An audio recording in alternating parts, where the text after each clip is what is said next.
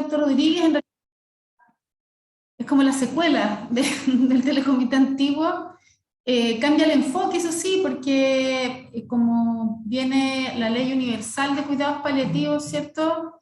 Estamos todos bastante expectantes de qué va a significar eso para nuestro trabajo diario, pero sin duda la mayoría tenemos experiencia con pacientes oncológicos más que nada y pensamos que era de interés actualizarnos en medicina de paciente crónico no oncológico, siendo que venimos de formaciones muy diversas, hay médicos generales, internistas, familiares, anestesistas, que llevan 2 años, 20 años, sabemos que somos un grupo muy diverso, pero sin duda todos estamos interesados en trabajar bien, en atender a nuestros pacientes y en actualizarnos. Así que tanto nosotros acá en la universidad como la sociedad tenemos interés de aprender, de aprovechar esta instancia, y el enfoque es contar con colegas especialistas que nos actualicen en sesiones breves respecto de patología crónica. Entonces, no son paliativistas los que nos van a enseñar, sino que colegas no paliativistas van a generosamente compartir sus conocimientos con nosotros para que nosotros en nuestro quehacer de paliativo no oncológico tengamos mejores herramientas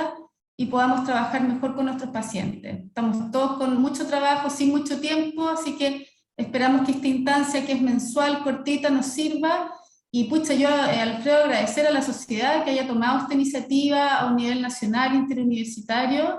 Y bueno, yo modero este módulo, pero de aquí en adelante todo el año van a seguir colegas de otras universidades que van a tener la misma generosidad de compartir sus conocimientos. Así que eso, muy agradecida a la sociedad, feliz de participar hoy día. Y quiero presentar a la doctora Laura Mendoza. Entonces, ella es especialista en enfermedades broncopulmonar, es profesora asociada de la Universidad de Chile y presidenta de la Sociedad de Enfermedades Respiratorias de Chile. Así que un gusto, un honor contar con su presencia. Ella nos va a hacer una presentación de 30 minutos. Después van a quedar un espacio para preguntas, para poder aclarar dudas, todo lo que tenga que ver con manejo de pacientes con EPO. ¿Qué cosas como paliativistas queremos saber para poder aplicar estos conocimientos en nuestra práctica si nos empiezan a derivar estos enfermos?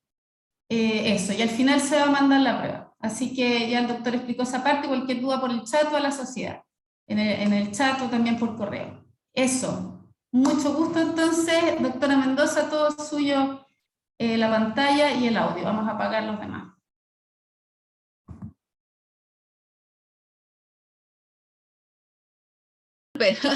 Muchas gracias. ¿Están viendo mi pantalla? ¿Sí? ¿Me escuchan bien? Ya, entonces primero rápidamente quiero agradecer la invitación de la Sociedad Chilena de Cuidados Paliativos a participar en estas reuniones. Disculpen también a través de la doctora Alejandra Palma, con la cual trabajamos en el Hospital Clínico de la Universidad de Chile. De antemano quiero pedir disculpas porque es primera vez que presento en un grupo de cuidados paliativos. Me parece, por una parte, maravilloso que la ley pueda incorporar enfermedades no tipo cáncer en la ley. Nosotros en la enfermedad respiratoria, ustedes saben, tenemos pacientes con EPO, justamente los pacientes con fibrosis pulmonar, que son patologías muy complejas que afectan demasiado la calidad de la vida y que en una etapa avanzada es importante la discusión, y la hemos tenido con la doctora Palma, ¿cierto?, con nuestros pacientes muchas veces hospitalizados con respecto a equipo para pacientes. Le pido disculpas porque a lo mejor no voy a tener la orientación específica de cuidados paliativos, porque justamente en esto todos estamos aprendiendo, pero espero poder ser un aporte. Y por último quería decir que si bien a lo mejor en cuidados paliativos me falta todavía adentrarme y aprender más, quería también decir que creo que es súper importante que cualquier médico de cualquier especialidad o subespecialidad que vea a un paciente con EPOC, es importante primero entender por qué se llama así la enfermedad, hacer un diagnóstico diferencial, hacer una buena clasificación, porque muchas veces los pacientes tienen EPOC y no sabemos, o los pacientes tienen diagnóstico de EPOC y no lo tienen, o el manejo no es el apropiado. Así que supongo que también un poco es la idea de poder repasar y volver a aprender de estas enfermedades. Bueno, entonces empezaré con un caso clínico, que un paciente real que tuve Este caballero, cuando lo vi hace varios años, ya hace como 5 o 6 años por primera vez, o quizás un poco más, tenía 65 años en ese momento, era un carabinero jubilado, después de jubilarse trabajaba como inspector de Transantiago. Entonces, como inspector que tienen que caminar, él notaba que realmente empezaba a tener dificultad, que era disnea de esfuerzo, claramente, para poder alcanzar los buses de Transantiago, subir las escaleras, bajarse, y esto le estaba afectando, incluso imposibilitando trabajar. Destaca también que era exfumador, había fumado, había dejado de fumar, pero a los 60 años, pero había sido desde los 15 años gran fumador, una cajetilla al día, y que ya tenía una historia, una sola, de consulta al servicio de urgencia con un diagnóstico, entre comillas, de bronquitis obstructiva, y desde después de eso había empeorado su disnea de esfuerzo, incluso ya no podía caminar una cuadra completa sin sentirla, y que le estaban, como les decía, impidiendo trabajar. Destacaba que estaba enflaquecido, con un índice de masa corporal 19, pero su saturación arterial de oxígeno era bien normal, y así se mantuvo todo el tiempo, ¿no? De 96%, ya con un murmullo pulmonar disminuido de la auscultación y sin hipocratismo.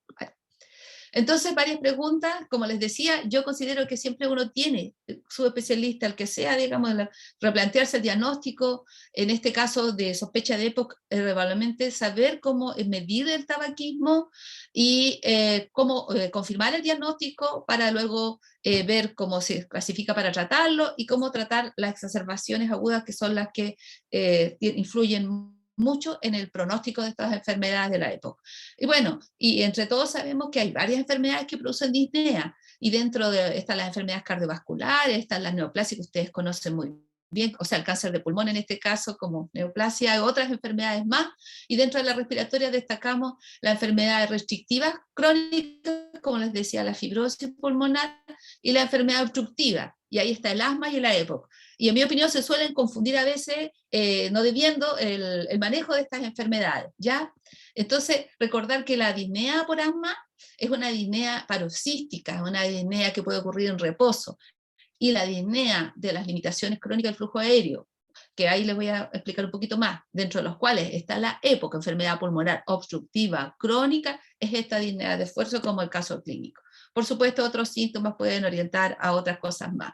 Y dentro de las enfermedades respiratorias, entonces, recordar que, como les decía, nosotros lidiamos con estos 3 tipos de enfermedades, pero dentro de las obstructivas, el asma y la EPOC tienen esta diferencia de la disnea.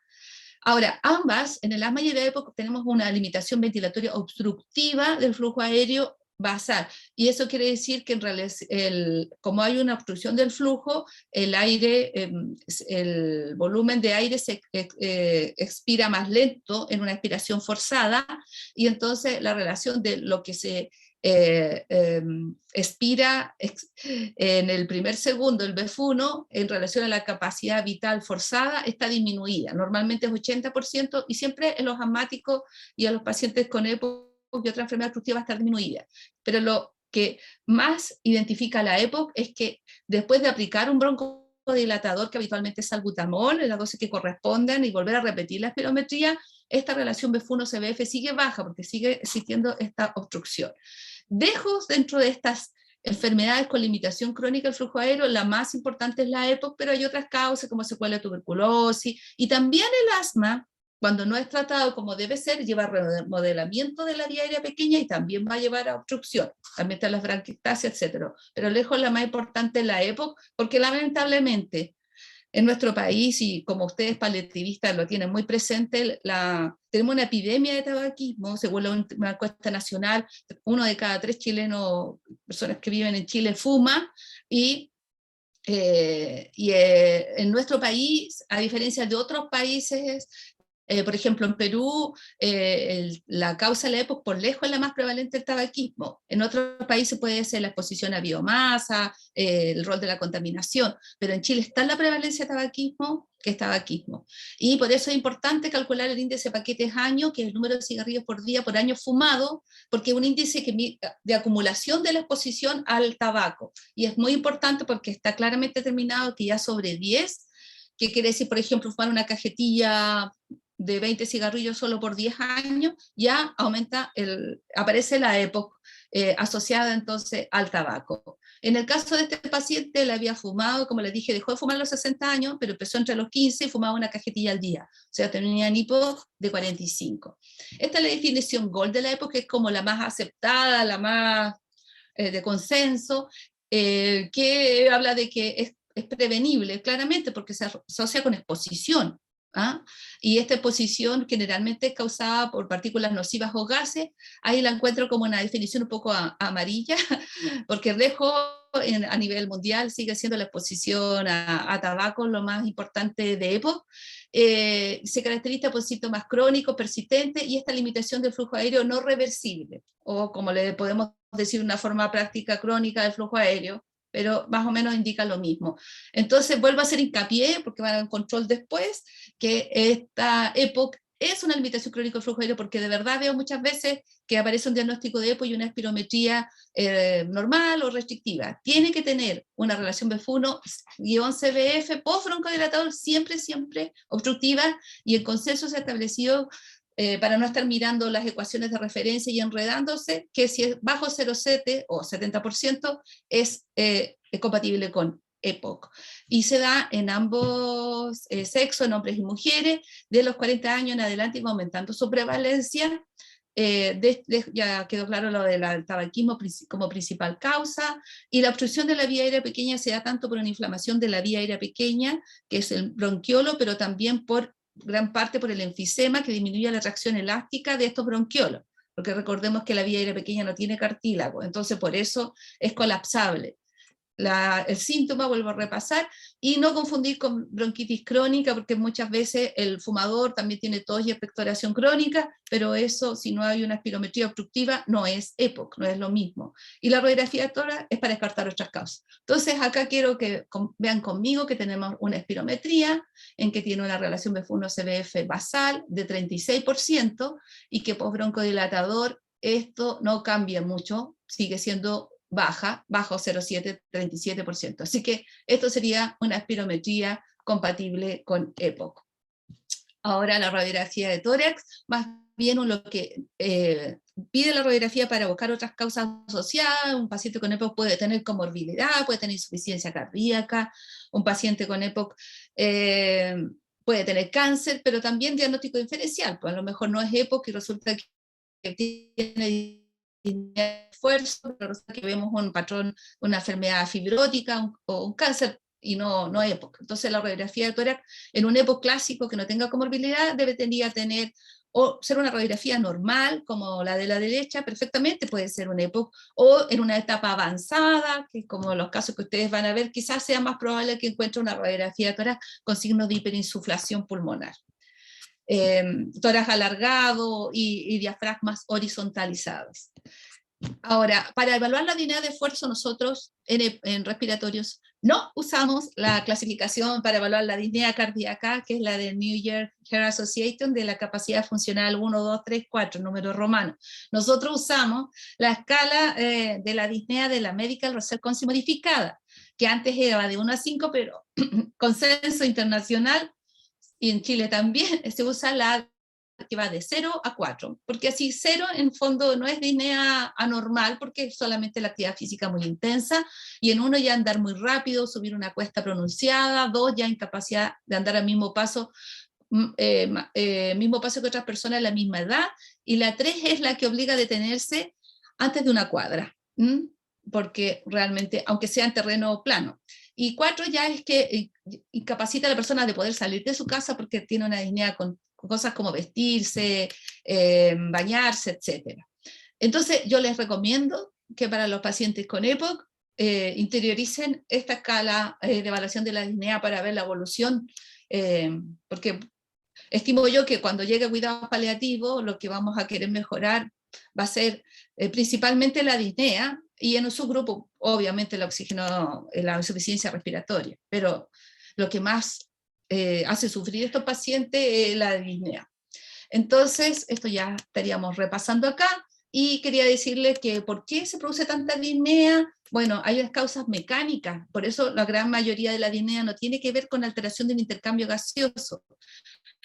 si bien en un grupo se va desarrollando, se presenta, la gran parte de los pacientes tienen disnea de esfuerzo y con todas las complicaciones que afectan su calidad de vida y van empeorando su condición, como en el caso del paciente, pero no tiene que ver con la alteración del intercambio gaseoso, porque muchas veces se entiende como que es eso, sino que esta hiperinflación pulmonar va produciendo una horizontalización del diafragma, y el diafragma horizontalizado tiene una efectividad de su fuerza mucho más baja, y por lo tanto entonces va haciendo un trabajo, tiene que hacer un mayor trabajo y está en menores condiciones de hacer trabajo, y eso entonces nos alerta y hace que el paciente tenga esta disnea. En la medida que disminuye la hiperinsuflación con todas las medidas, podemos ir disminuyendo la disnea. Y esta disnea, además, se considera como una enfermedad sistémica en la EPOC porque va produciendo, es inflamatoria en general, afecta a otros sistemas, pero también va afectando mucho a la musculatura periférica, sobre todo la musculatura del cuádriceps. Se habla de la inactividad, porque a la medida que presento disnea con las actividades, los pacientes tienden a reducir esas actividades para no tener este síntoma y se va produciendo un compromiso muscular periférico, que eso conlleva a mayor, al tener un cuádriceps más débil, con menos mitocondria, con esfuerzo va a producir más CO2, mayor demanda ventilatoria, a un sistema ventilatorio con mecánica ineficiente y se va produciendo cada vez más disnea. Entonces, eso hay que tenerlo presente también en el manejo. Vuelvo a insistir entonces en esas condiciones para que lo tengan bien presente: disnea de esfuerzo, la espirometría y la radiografía de tórax, que descarte otras condiciones, y lo que deben encontrar en la espirometría. Ahora también se recomienda mucho las guías GOLD y también en las guías chilenas que podamos evaluar en forma más integral el impacto que tiene la enfermedad, no solo con la disnea, con la escala que ya les mencioné, sino también con un cuestionario que se llama COPD Assessment Test, CAT, y que tiene 8 preguntas en que el paciente, la ventaja de este cuestionario, que en realidad es práctico de usar, es que el paciente solo lo puede responder. ¿Ya? Y tienen que ver con otros síntomas más, como la tos, como la calidad del sueño, como la energía, como la sensación de presión en obviamente la disnea, la limitación con la actividad física. Son 8 preguntas que tienen mucha relación con un cuestionario de calidad de vida que es muy completo, que se usa mucho en investigación, pero que es más complejo de realizar. Esta es la ventaja de que el CAT es equivalente a ese cuestionario de St. George, y con más de 10 puntos más tenemos impacto clínico del paciente, y es importante ojalá reducir ese puntaje. Ahora, esta enfermedad es súper prevalente, 10% más de la población de 40 años, y de hecho el estudio Platino, que es un estudio latinoamericano, el primer estudio de epidemiológico sobre prevalencia, en los cuales estuvo Santiago de Chile entre las otras ciudades. En Santiago de Chile, con nuestra prevalencia top de tabaquismo, fue de lo más alto, mucho más alto que otras ciudades de Latinoamérica, con 17%. Ahora, la EPOC es una enfermedad realmente que ocupa los primeros lugares como mortalidad y como discapacidad, y también como sobrecarga de la salud pública por las hospitalizaciones, las consultas de urgencia. Es por eso que la EPOC fue incorporada hace muchos años ya, debido a que tiene una carga de enfermedad alta, tanto por discapacidad o mortalidad, en la GES. Y este gráfico de la derecha es para mostrarle cómo va aumentando la mortalidad en la medida que la gente de más edad tiene EPOC, ¿ya? Ahora, solamente porque pueden haber muchos pacientes con distintas condiciones, recordarles por favor que hay mucho problema, que lo demostró el estudio Platino, de subdiagnóstico de la EPOC. En este estudio, en los pacientes que le habían hecho incluso el diagnóstico de EPOC y estaba correcto, solo la mitad tenía espirometría, pero gran parte de los pacientes acá de este estudio no tenían diagnóstico de EPOC, y obviamente gran parte de ellos, mucho más altos, no tenían nunca, le habían pedido una espirometría. Nosotros los respirólogos, no quiero alargarme mucho, pero nosotros decimos que estamos envidiosos de los cardiólogos, porque ustedes, muchos, toda la gente, con facilidad puede pedir, ¿cierto?, un electrocardiograma, un ecocardiograma incluso, pero muchas veces acá en el Hospital de la Chile llegan pacientes a resolver cardiopatía coronaria, y después de eso el paciente sigue con disnea y recién ahí no tendrá un EPOC, y claro, si son tabáquicos pueden tenerlo. Así que creemos que hay que insistir siempre, usted lo tiene más que claro como paliativista, que hay que preguntar por tabaquismo, que muchas otras veces no lo tenemos tan claro, hay que preguntar por síntomas, por esta disnea, y hay que pedir espirometría. En este caso el paciente pueden ver que tiene su radiografía de tórax tiene un tórax alargado, y bueno, y la espirometría es justamente la que yo le había mostrado, que tiene la relación B1-CBG, y se la dejé ahí encerrada en ese gráfico de marco rojo, que está disminuida, bajo 70%. Y su disnea, acuérdense que no podía caminar la cuadra, así que era puntaje 3 de la escala de la Medical Research Consent modificada. Entonces, ¿cómo tratar a un paciente así? Bueno, en general, tanto las guías MinSal del 2013, que son más o menos los mismos propósitos que de la última guía MinSal del 2020, y las guías GOLD hablan de que por una parte tenemos que reducir los síntomas, y en realidad está más resumida la guía GOLD, reducir el riesgo, prevenir la progresión de la enfermedad, y eso conlleva a aumentar los años libres de discapacidad y reducir las muertes prematuras producto de esta enfermedad. Entonces, para clasificar, para tratar hay que clasificar estos pacientes, o sea, no todos los pacientes con EPOC, una vez que se hace el diagnóstico, tienen el mismo manejo.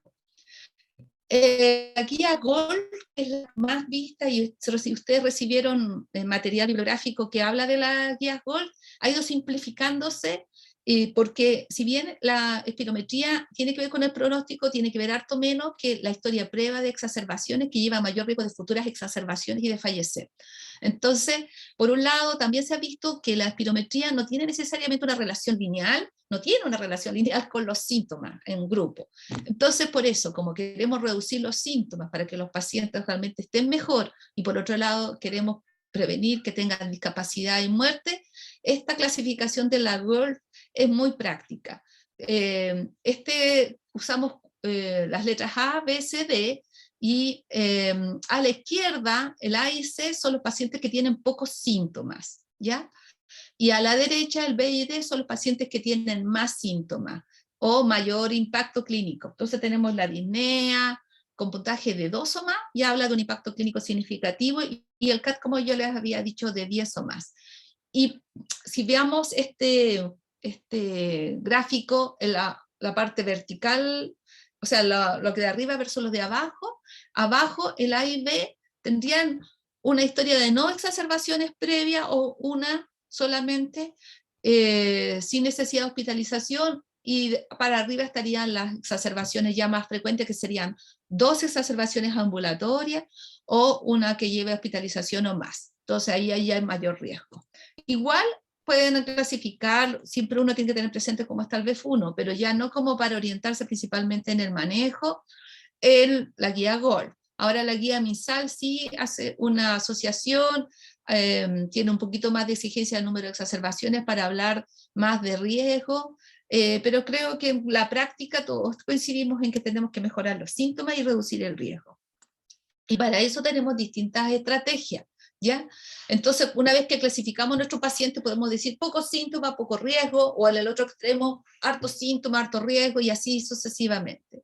Entonces, como esto es una enfermedad tabáquica, es como súper importante que podamos tener un enfoque súper claro en lo que es cesación tabáquica total.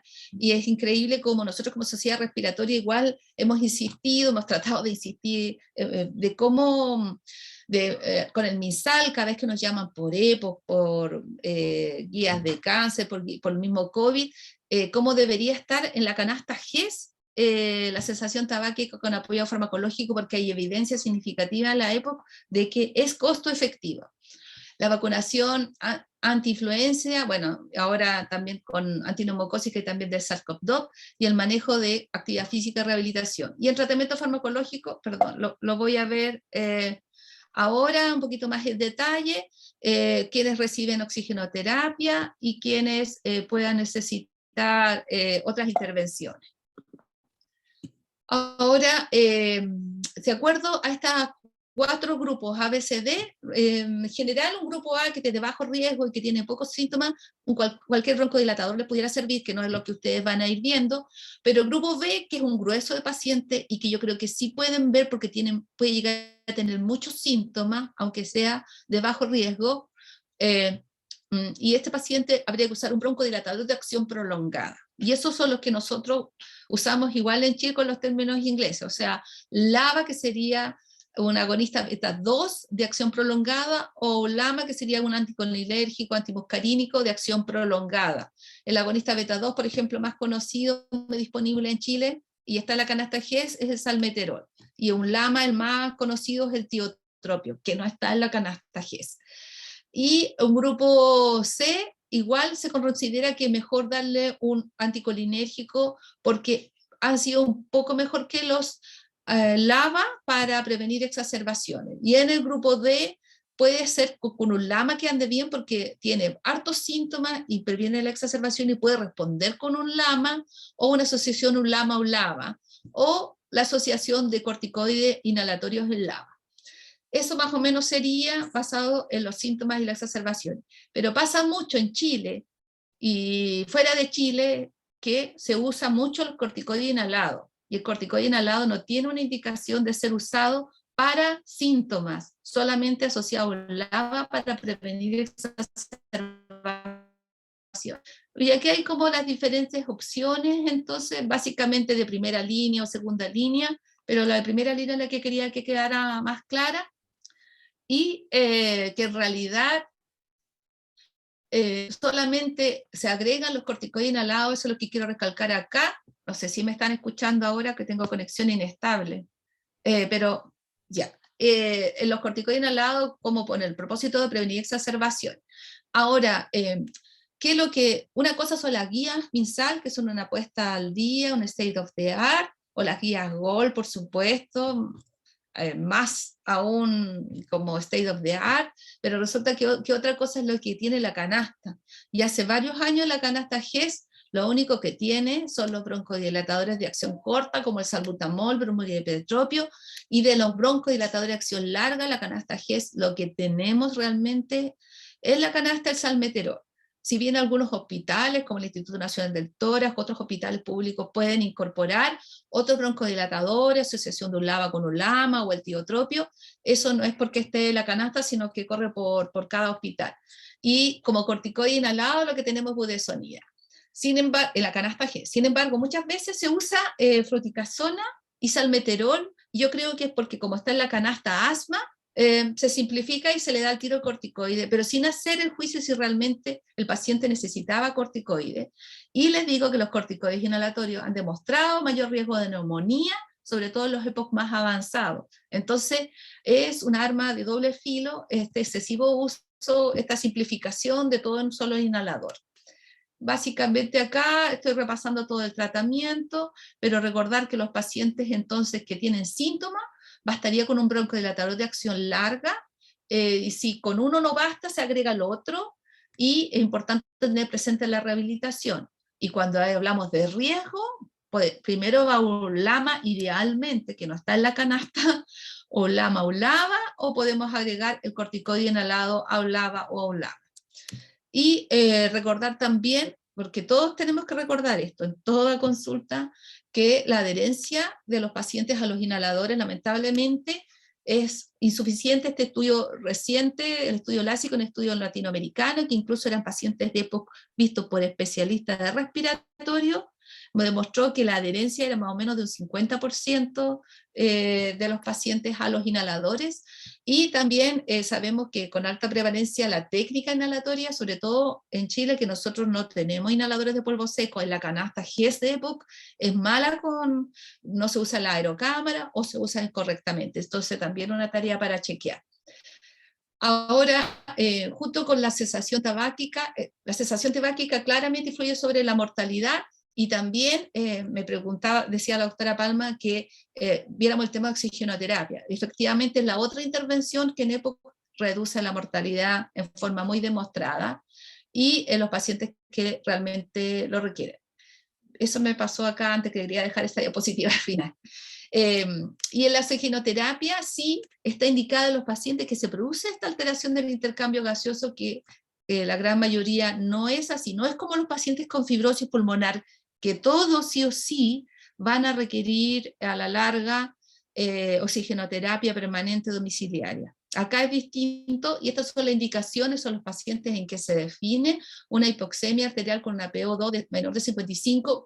Ojo, pese a estar un buen tratamiento broncodilatador y no estar saliendo de una hospitalización. Muchas veces nosotros vemos que al alta la hospitalización a los pacientes con EPOC de una exacerbación se les está indicando oxigenoterapia. No es necesario y eso limita más al paciente en su recuperación al tenerlo menos movilizado por tener que estar pegado al aporte de oxígeno.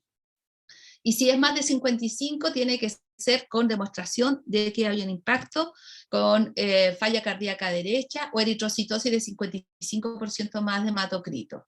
Eso, y tampoco sirve que el oxígeno solo en la noche, sino que 15 horas o más es realmente lo necesario, pero lo suficiente como para que la saturación arterial de oxígeno se mantenga de 90% o más, y siempre evaluar si es necesario mantenerlo, porque puede ser que el paciente efectivamente se viene recuperando la exacerbación y que esa recuperación es lenta, así que por lo menos dejar pasar unos 2 meses de alta de una exacerbación y por lo menos también en el mismo periodo de tratamiento estable, con broncodilatadores, rehabilitación, actividad física. Incluso lo que quería mostrarles acá, el tratamiento con ventilación no invasiva, que ese sería un tratamiento que en su grupo de pacientes también sirve, pero más específico, que serían pacientes con hipoxemia pero hipercápnica.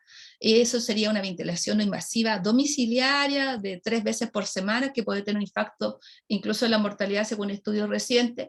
Y los otros tratamientos quirúrgicos más invasivos, como la cirugía de reducción de volumen pulmonar, la bulectomía, el trasplante o intervenciones broncoscópicas con válvulas, pueden ser efectivas en un grupo muy específico de pacientes que en nuestro país se realiza más que nada la bulectomía y algunos casos de trasplante, y las intervenciones broncoscópicas aún no.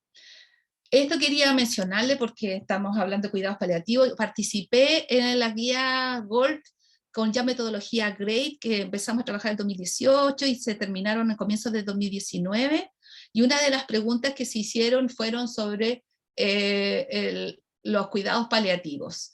Y obviamente la evidencia es todavía baja porque no hay mucha evidencia, y depende de las condiciones. Lo condicional era porque no estaba disponible, porque nosotros para recomendar por guía GRADE teníamos que considerar si está disponible, si había factibilidad. Pero la verdad es que el panel de expertos consideró que en pacientes con EPOC en etapas terminal, los efectos de los cuidados paliativos, si bien podrían ser pequeños, depende mayormente del avanzado de la enfermedad, y la implementación permitiría, sí, además de un acompañamiento de la paciente y su familia, mantener la continuidad del cuidado en la etapa final de la vida. Esa fuera la última guía GRADE. Quiero decirles que la rehabilitación pulmonar es muy importante y a mí me preocupa muchas veces que lo que vemos en los pacientes con EPOC más avanzados es que al sobreprotegerlos incluso se les impide salir. Pero justamente este compromiso muscular periférico del cuádriceps responde mucho a la rehabilitación, y es una de las intervenciones en que con menos pacientes en metaanálisis, como lo que es la revisión sistemática, como la revisiones sistemáticas de la librería de la biblioteca Cochrane, podemos ver que aumenta lo que importa para los clínicos y para el paciente: la capacidad de ejercicio, disminuye la disnea, mejora la calidad de vida, reduce las hospitalizaciones, así que tiene una relación costo-efectividad muy favorable, más que muchos otros broncodilatadores de verdad que uno puede considerar que estos sí van a tener el impacto es mayor con la rehabilitación, y está en la canasta GES desde hace varios años. Cuando se modificó la canasta, lo único que modificó no fue incorporar la cesación tabáquica, pero por lo menos incorporó la rehabilitación en la canasta. Incluso los pacientes que se van de alta, no sé si aquí estoy con conexión inestable, post alta de una exacerbación se ha demostrado que tiene un infarto, y nosotros acá en el hospital, no quiero dejar de mencionar que hicimos un estudio mostrando cómo la actividad física, simplemente con contador de paso, caminar más, tiene un impacto sobre la calidad de vida beneficioso en los pacientes con EPOC. Y entonces nuestro paciente, él había dejado de fumar, le indicamos actividad física, todas las vacunaciones, inició con salmeterol o indacaterol o tiotropio, cualquiera de esos broncodilatadores, o sea, un LAMA, y la rehabilitación respiratoria. Ahora, de las exacerbaciones no quiero hablar mucho en específico en el manejo, solamente decir que este paciente lamentablemente en su evolución empezó a presentar cada vez más exacerbaciones, iba bajando más de peso, empeoró su disnea, hizo hospitalización, finalmente falleció por una exacerbación grave, porque las exacerbaciones, en honor al tiempo voy a ir un poquito más rápido acá, si estaremos en el tiempo, dice la doctora, tienen un gran impacto, como les decía, sobre una serie de endpoints muy significativos para la EPOC, y la prevención sería lo más importante. Entonces, solo en las exacerbaciones, que es lo que la doctora Palma, se utiliza los corticoides sistémicos, solo en las exacerbaciones y no en la EPOC estable.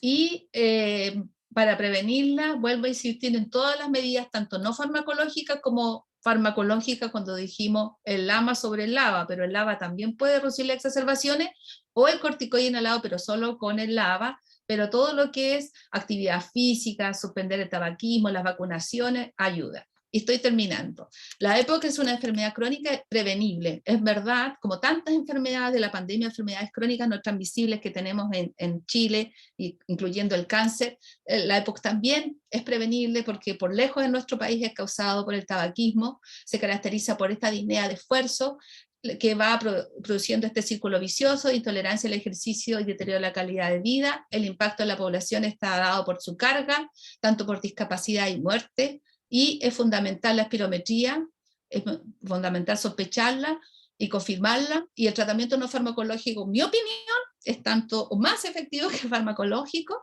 y la época avanzada debe ser evaluada por especialistas, ideal por un equipo interdisciplinario para evaluar diagnóstico, clasificación y gravedad y manejo. Muchas gracias. Muchas gracias, doctora Mendoza, por su excelente presentación, muy interesante, muy clara. Hay hartas preguntas, así que si les parece yo voy resumiendo algunas y si quedan tiempo después les doy la palabra también, para alcanzar a hacer hartas preguntas. Pregunta acá la doctora Pareja sobre la medición del alfa-1 antitripsina, causa infrecuente, pero importante tenerla en cuenta. No sé si está en el sistema público, si eso uno da por hecho que se mide en todos los pacientes. ¿Algún comentario al respecto? Sí, qué buena pregunta. Se recomienda mucho en las guías internacionales como la GOL, que alguna vez se haga un estudio de déficit alfa-1 antitripsina. Bueno, no está en la canasta GES dentro de los exámenes, está la espirometría, la radiografía de tórax, los gases, pero no están.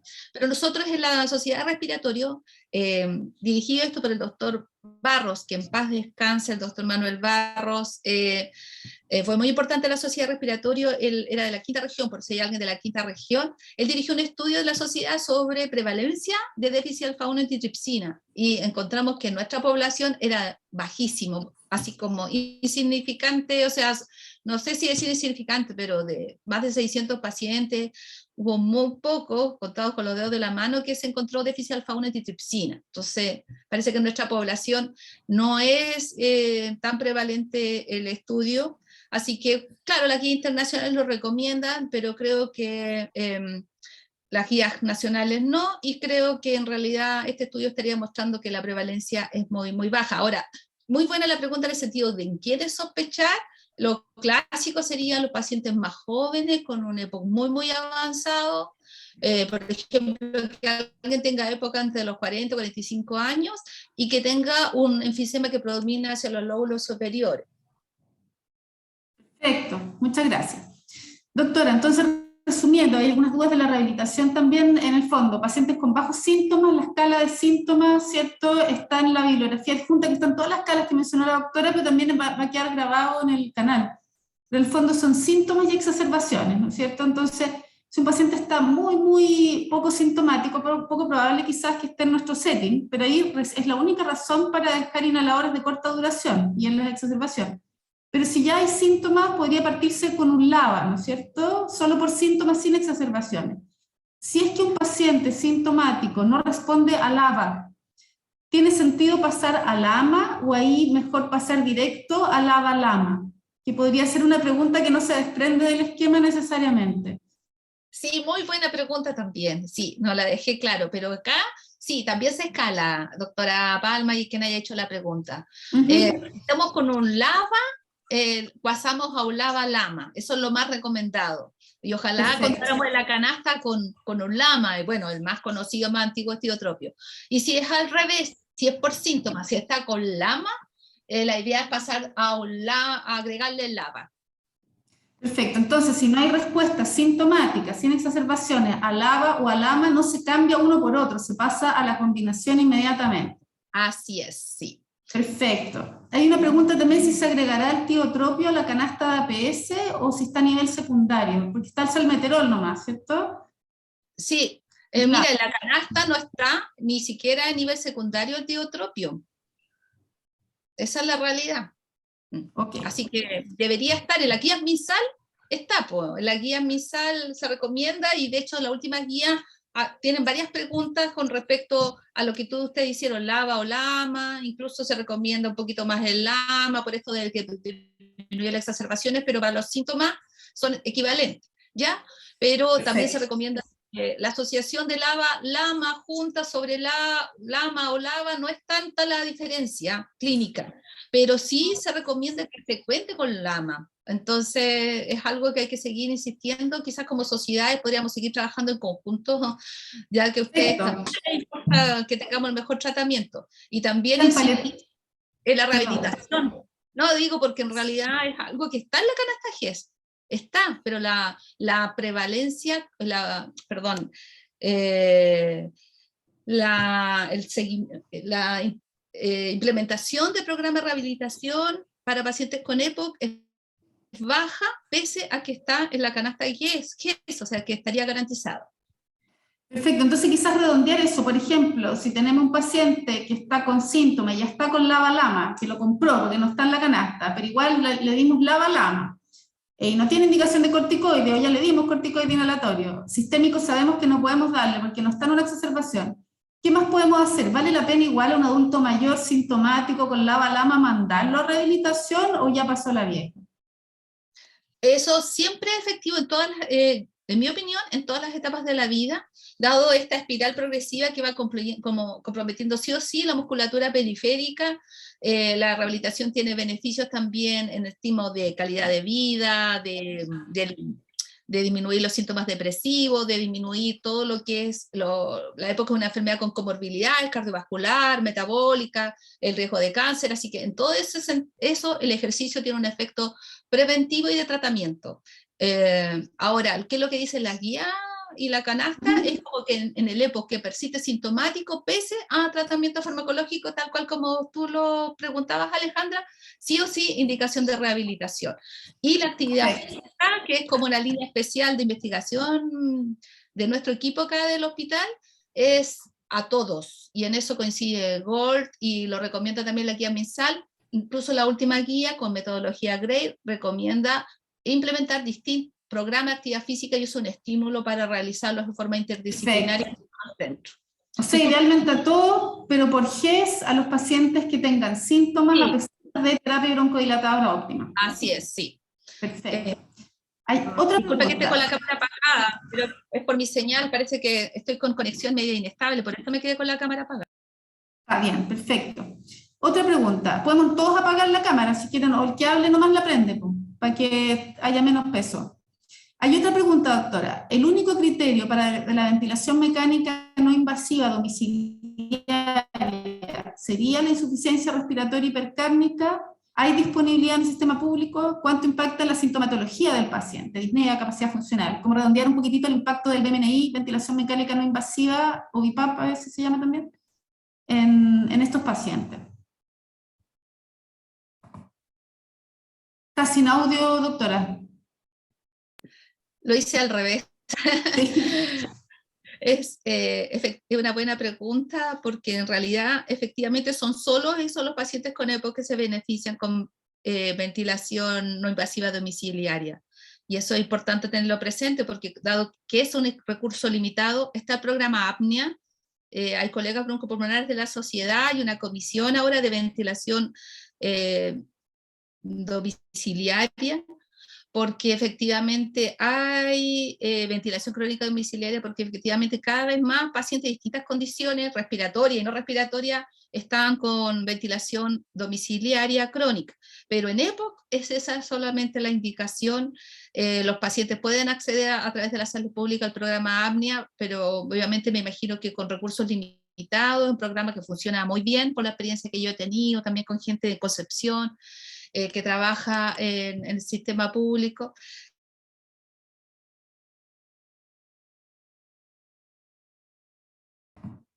Doctora Mendoza, ahí no se escucha nada, perdón, se bloqueó la transmisión. Ahí estás en silencio. Disculpe, no sé qué si alcanzaron a escuchar toda la... ¿Está el programa AMNIA de ventilación no invasiva? Sí, que tiene recursos limitados al ser un programa de alto costo en el equipamiento y en el recurso humano. Funciona muy bien el programa APNIA, pero por lo mismo entonces hay que tener claro que en EPOC esa es la indicación, esa sola, la deficiencia respiratoria crónica hipercámbica. Perfecto. Redondear la indicación de corticoides inhalatorios, doctora Mendoza, ¿cuándo se deja el corticoide inhalatorio?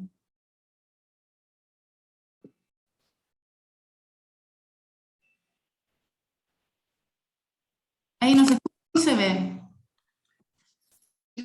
Disculpa, parece que Ahí mi sí. señal... Ahí sí, sí. Ya. Disculpa, me estoy cambiando de sala para tener mejor señal. ¿Aló? Ahí ¿Ahí sí? se escucha perfecto. Ya. La indicación de corticoides sistémicos es No, muy inhalatorio. importante. Inhalatorio. Ya. Los corticoides inhalatorios han demostrado claramente mayor riesgo de neumonía. Por lo tanto, en EPOC. Entonces, es importante que, si bien han demostrado que tienen un beneficio en ayudar a reducir exacerbaciones, deberían usarse en los pacientes con alto riesgo de exacerbaciones. Y está muy en boga esto del conteo de eosinófilos también. Claro, pero yo lo que diría es que más que el eosinófilo en sangre solo, es ver un paciente que tenga un perfil de EPOC, pero que también tiene un componente atópico, asmático. Ese paciente, en realidad, si nosotros tenemos sospecha de que haya asma, o esta enfermedad que se llama ACOS, que es como asma y EPOC juntos, ahí obviamente el corticoide inhalatorio va a tener beneficio, pero en la gran mayoría de los pacientes EPOC que no sospechamos asma y que no tienen exacerbaciones frecuentes, no se debe indicar los corticoides inhalatorios, salvo que, como les digo, tengan exacerbaciones frecuentes y que no respondan, en mi opinión, a ULAVA, ULAMA o LAVA-LAMA. Ahora, ¿qué pasa? Que yo lo digo porque se han hecho estudios de prevalencia, prescripción de medicaciones, y muchas veces en EPOC los pacientes a veces están solo con corticoide inhalado o una alta prevalencia del corticoide inhalado junto al LAVA, junto al LAMA, junto al LAVA-LAMA, en la gran mayoría de las EPOC, y eso no debería ser. Eso, perfecto. Doctora, preguntan, ¿cómo se puede manejar la hipersecreción bronquial, sobre todo en pacientes con limitación de esfuerzo importante para expectorar, ya que no se accede a quine de manera fácil? Muy buena pregunta, porque hay harta también dudas sobre la eficiencia de los ejercicios respiratorios en la EPOC. En general, el paciente hipersecretor, creo que hay que buscar si hay bronquiectasia y manejarlo acorde a eso. O sea, y por otro lado, lo que es terapia como ejercicio respiratorio, la evidencia de su beneficio no es tan consistente. Así que quizás no angustiarse con eso, pero sí en los pacientes más avanzados, no sé, si ustedes ven un paciente mucho más avanzado, pero yo diría que siempre la inmovilización es perjudicial para los pacientes con EPOC, y que el hecho de caminar y movilizarse ayuda a la eliminación de las secreciones respiratorias. Ahora, si un paciente EPOC que sigue fumando, va a tener ese componente también activo de la bronquitis crónica. Entonces, si sigue esto de forma muy avanzada, hay que buscar bronquiectasia, hay que buscar, dentro de las bronquiectasias también hay que buscar la sobreinfección con bacterias como la pseudomonas u otras bacterias que puedan estar influyendo en la expectoración abundante. Perfecto, muchas gracias. La doctora Echeverría tenía levantada la mano, quedan poquitos minutitos, pero dele, doctora. Sí, justo estaba escribiendo. Sí. Es que mi duda es con respecto a nuestros pacientes en el contexto en el que están ellos, que en teoría es que tienen un pronóstico menor a un año. En el caso de las exacerbaciones graves, por ejemplo, ¿cómo saber en qué punto hospitalizo? O cómo saberlo, porque la idea es que ellos fallezcan también en su casa con su familia. Es una pregunta bien difícil. Pero criterios de hospitalización de una exacerbación. Pues. Ah, eso sí, sí, claro. Una exacerbación que tenga una insuficiencia respiratoria grave, que persiste pese al manejo inicial en la urgencia, un paciente que tenga signos de compromiso de conciencia, que tenga signos de compromiso de la hemodinamia, un paciente que se vea que va a requerir ventilación invasiva de urgencia, porque los pacientes con EPOC, si se ve que hay un compromiso ventilatorio, va a poder requerir ventilación invasiva o ventilación no invasiva, como sería el BiPAP. Entonces, esos pacientes claramente requieren hospitalización y también muchas veces, triste realidad, muchas veces el paciente que no tiene familiares que puedan acompañarlo, aunque tenga una exacerbación que pueda ser moderada, puede sentir mayor riesgo de empeorar, también por esas razones se puede considerar la hospitalización. Eso, Entonces, y ahí, bueno, el mundo paliativo, creo que ahí nosotros tenemos también ciertas otras herramientas que tienen que ver con toma de decisiones. En el fondo, nosotros en la casa vemos que un paciente con una época avanzada tiene insuficiencia respiratoria con fatiga muscular, uso musculatura accesoria, cianosis, desaturación persistente bajo 88-90 a pesar de la oxigenoterapia que tengamos disponible en domicilio, falla hemodinámica, mala perfusión, etcétera. Por supuesto que ese paciente tiene riesgo por falla orgánica, ¿cierto? Respiratoria, hemodinámica, de hospitalizarse. Pero si es un paciente que lleva muchas exacerbaciones, que tiene además otras enfermedades, puede tener además un cáncer, por ejemplo, o que se acordó previamente que no quería volver a hospitalizarse, hay una directriz anticipada, conversada, ya hay manera de manejar síntomas en la casa con opioides o sedación paliativa, por supuesto que es una toma de decisiones que es amplia y tiene que ver con nuestro mundo paliativo, donde pacientes crónicos a veces definen fallecer como su última exacerbación en el domicilio. Lo que es un trabajo distinto y que tiene que ver con nuestra aproximación a la familia, a la calidad y a la sobrevida en términos un poco más amplios. En términos de la exacerbación, por supuesto que si uno ve eso, uno dice, bueno, si no lo traslado, este paciente puede fallecer. Si es proporcionado o no trasladarlo, va a depender de esas otras variables. Y ahí, por supuesto que antes uno puede calcularle la mortalidad global al paciente con elementos geriátricos, por ejemplo, Barter, Lawton, en base solo a preferencia, o usando también como score específico, score de Bode, por ejemplo, que se aplica mucho a EPOC y tiene que ver con mortalidad a largo plazo y que asocia las variables que dice la doctora, ¿cierto? El BEF1, índice de masa corporal, disnea, capacidad de ejercicio, esas cosas. Pero pienso que eso ya es bien del mundo paliativo y sin duda es relevante. Lo importante es saber si el paciente está grave o no, si es que tendría indicación de hospitalización. No significa que haya que hospitalizarlos a todos. Si un paciente no quiere volver a hospitalizarse y tenemos cómo manejarle la crisis y esta su exacerbación de fin de vida, puede ser también una definición correcta. Eso va a depender del caso en particular, creo, doctora. Eso es bien importante ahí. Sí. Adelante, doctora Mendoza.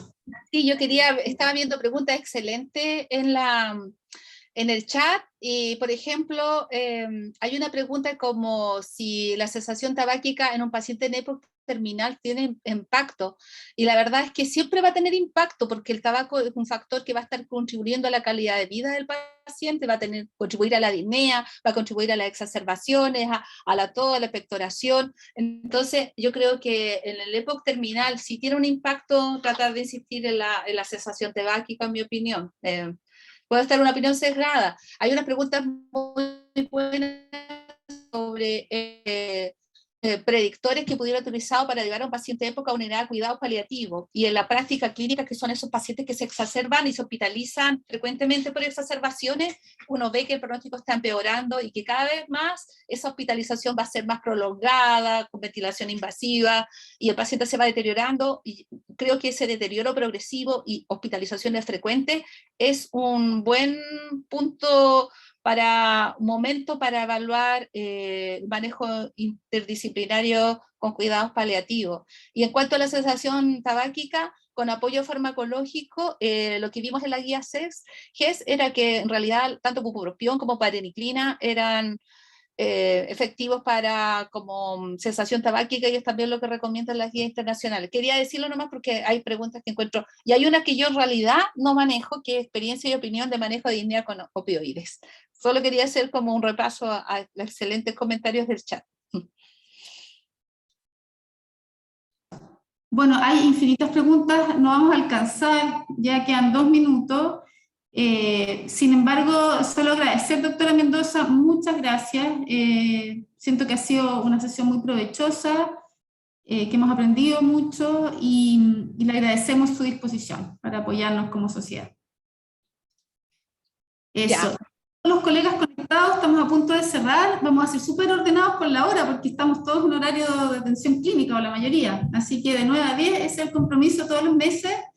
Va a estar la bibliografía en realidad era un resumen de Correo. Sí, lo mandamos antes a los inscritos para que tuvieran eso. Igual la información va a estar en el canal de YouTube, que el link lo tienen, pero lo vamos a volver a mandar junto con el link de la prueba para que la hagan. La prueba va a estar abierta 24 horas, así que hasta las 10 de mañana. Entonces pueden volver a mirar la clase, pueden revisar las tablas de la guía y lo que ustedes quieran. Es una prueba muy sencilla, pequeñita, de los contenidos de la sesión, pero es importante para que la sociedad los pueda certificar, porque va a ser un curso anual que va a ser igual o superior a 20 horas. Entonces, de esa manera cumplimos los estándares de certificación y eso, dando la mayor cantidad de facilidades posible. La próxima sesión, el 1 de febrero, y va a ser el segundo del módulo respiratorio. Son 2 sesiones por módulo, así que fibrosis pulmonar, y después ya pasamos a los siguientes módulos según el calendario que se envió hace algunas semanas. Eso pues, muchas gracias, que tengan un excelente día. Muchas gracias, Gracias, doctora. Chao. a todo el equipo de la Sociedad de Cuidados Paliativos y a todos los asistentes. Gracias. Chao, muchas gracias. Chao, chao. Chao, muchas gracias.